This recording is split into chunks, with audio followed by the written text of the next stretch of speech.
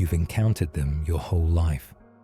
The people who seem to thrive on domination, who mistake volume for validity, who puff themselves up in ways that would be comedic if they weren't so effective at getting under your skin.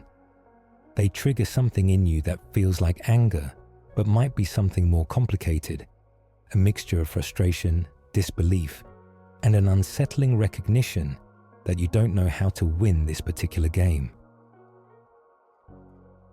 There's a specific helplessness that comes from being smarter than someone who's beating you anyway. You can see through them. You understand their tactics. You recognize the insecurity beneath the bluster, the emptiness behind the noise. And yet your understanding doesn't protect you. If anything, it makes the defeat more humiliating. You know better, and still you lose. You've tried different approaches. You've tried arguing with logic, only to find that logic has no purchase on someone who isn't operating in its territory. You've tried ignoring them, only to find they interpret your silence as surrender. You've tried matching their aggression, only to find yourself degraded by the engagement, covered in mud from a fight you never wanted.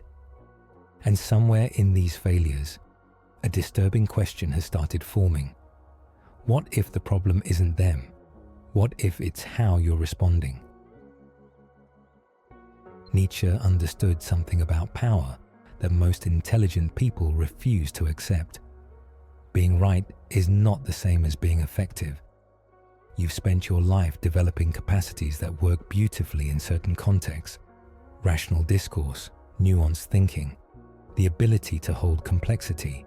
But these capacities are not universally applicable. In the presence of someone operating from pure dominance, your sophisticated tools become liabilities. You're bringing philosophy to a street fight and wondering why your elegant arguments don't stop the fists. The first mistake smart people make is assuming that the tough-acting person wants the same thing they want. You enter interactions seeking understanding, truth, resolution. But someone acting tough often wants something simpler: to win. Not to be right, to win. And winning, in their psychology, means making you react, making you defensive, making you small. If you respond with careful argumentation, you've already lost. Not because your argument was weak, but because you engaged on their terms without realizing it. Nietzsche would recognize this dynamic instantly. He wrote extensively about what he called ressentiment, the particular bitterness that develops in those who feel powerless against those who seem to dominate effortlessly. And his insight was uncomfortable. Sometimes the people being dominated contribute to their own domination through the very responses they believe should protect them. When someone acts tough and you respond with rational pushback, you communicate something you don't intend, that they have the power to pull you into their game. Your very engagement becomes evidence of their influence. And for someone whose entire strategy depends on demonstrating influence, your thoughtful rebuttal is actually a form of tribute. The intelligent response requires something counterintuitive. You must refuse to play while appearing to remain in the game. This is not passive. This is not weakness. This is the strategic understanding that some opponents can only be defeated by denying them the battle they need. Consider what happens when you don't react, when the puffed-up aggression meets complete neutrality. The person expecting resistance finds nothing to push against. The tactics designed to provoke find no foothold. The performance of dominance requires an audience, requires reaction, requires the visible effect of power on another person. Without that effect, the performance becomes hollow, embarrassing, obviously compensatory. But this neutrality cannot be performed. This is crucial. If you're suppressing rage, they'll smell it. If you're pretending not to care while actually caring intensely, the pretense will crack. The neutrality has to come from somewhere real, from a genuine recognition that this person's opinion of you, this person's attempt at dominance, simply doesn't matter enough to warrant your emotional engagement. Nietzsche's answer was not indifference, but transcendence. The ability to look at someone acting tough and see, without anger, without resentment, without the need to prove anything, exactly what you're looking at. A performance of strength that reveals its opposite. Someone genuinely powerful doesn't need to act powerful.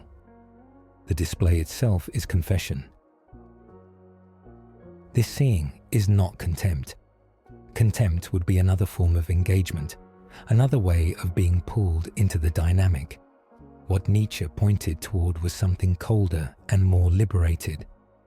The simple recognition that you are not required to participate, that no one can dominate you without your cooperation, that the feeling of helplessness in these encounters is itself a choice, a habit, a learned response that can be unlearned.